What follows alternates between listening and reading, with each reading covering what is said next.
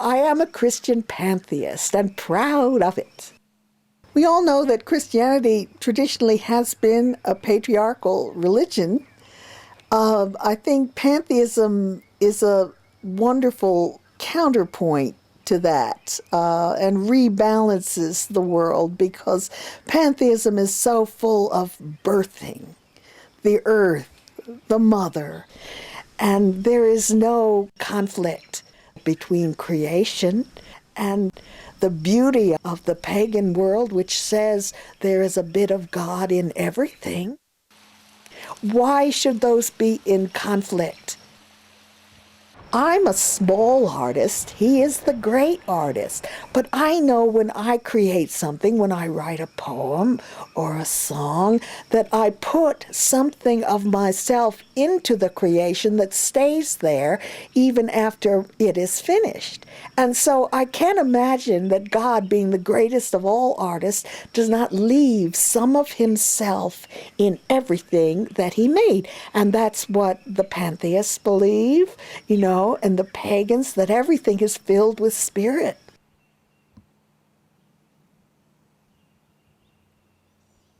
Sacred places are those places where you go to get deep into yourself and also beyond yourself at the same time. Well, I have several sacred spaces, and mine are tied to the seasons. In the spring, I like to go on an old back road that follows an ancient creek bank and see all the burning and the bearing. It goes through a pasture for several miles, and there are always baby goats and young calves and the borning of lambs, and then you will see the nesting of the wood ducks. This road eventually leads to a very old, small country church. I go and I get out and sit on the steps and feel the prayers of all of those generations just clustering around me. I want to bear fruit still in my old age. Please don't give me a child. But I want to bear fruit in prayer. I have a summer sacred place, which is on the top of a mountain on the Skyline Drive. And there's a little stone bench, and behind it, a very courageous, dwarfed, warped apple tree of considerable age and defiance, who has met the winds and the ice and the snow head on without any protection or any blinkers or blinders. And there it is, surviving. And usually the time I like to go there best is right after the sun has gone down, but you still see the gilding of the sun on all of the backs of the mountains, and below the dangling shadows in the crevices. My blue mountains, with 100 backs that bend like the weary backs of men, who will ever search the ground for what cannot be found, and will never raise their eyes again. My sacred place of the fall is at a river, and it runs through the middle of a beautiful forest.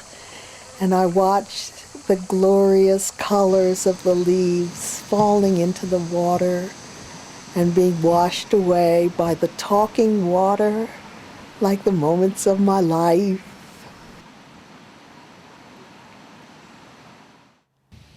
It's a place of dreaming about the harvests and trying to merge with all the harvests. It's a place of great serenity. I consider myself now a gleaner who is coming after the harvest and picking up and gathering the rest of the grain. My sacred places for winter are all here around my house. They're all named after Celtic saints. But my favorite of all is St. Aidan's Oak. Now, St. Aidan was a wonderful Celtic saint, probably my favorite of all. He was a saint of great compassion, and one day he heard a pack of hounds chasing a deer, and his heart was filled with such compassion for the deer that he turned himself into a stag to lure the dogs away. And here you see that there's no conflict at all between the Christian ideal of the saint, the compassionate saint, and the pagan idea of metamorphosis into an animal. Fire transform me, bring me to my passion. I'm able to begin to rise, still breathing, still focusing, but now only on the mist. I feel it around me. I feel the moisture. I feel, and I begin to be lifted up, and the mist becomes a cloud.